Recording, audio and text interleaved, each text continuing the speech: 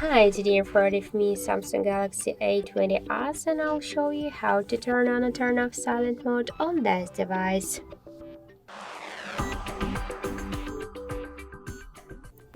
So first let's open the settings app and then tap to the sounds and vibration. To activate silent mode you should switch sound to mode 1 and that's it. If you want to turn off silent mode, switch mode to the sound. Also, if you want to do this, you should open the control panel and find here sound icon. Click twice on this icon and now we just activated the mute mode. So if you want to activate the turn off the silent mode and to activate the ring mode, so tap once on the mode icon. And also you can just press up or down volume button, click here to the three dots to tap to the settings and to open the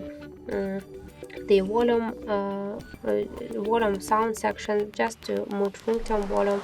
By this way we also will just activate the sound mode and to turn it on.